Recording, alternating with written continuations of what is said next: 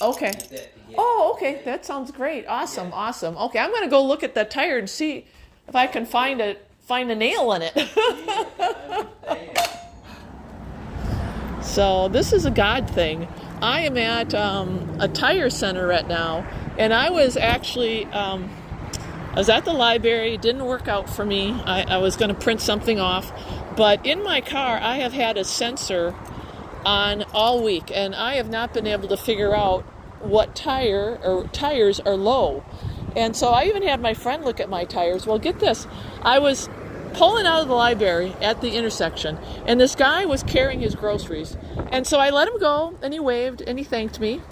And then he stopped, and he had this quizzical look on his face, and he came up to my window, and he pointed to the front tire, and he says, "You have a nail in your tire." This is the tire that he was talking about. I'm like, "What?" He says, "Yeah, you have a nail in your tire." Now, come on, this is God taking care of me, because I tell you what, I can't do anything without the Lord. I can't even get up in the morning without the Lord. And so he's in the window here, right? And he's telling me about this tire. And he says, "I know it sounds strange, but," he says, "I look at people's tires." And he says, "I looked at your tire and you got a nail in it." And I'm like, okay. And I just said, "Praise the Lord." I said, "You're not going to believe this. There's been this icon on all week. Haven't been able to figure it out." And he's like, and I said, "Thank you." I said, "You are such a blessing. God sent you to me today." And he says, "Well, you're being a blessing to me because I got to bless you today."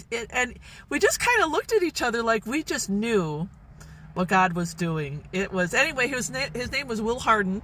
And so shout out to Will Harden of Hiawassee, Georgia. And now I'm at the tire center.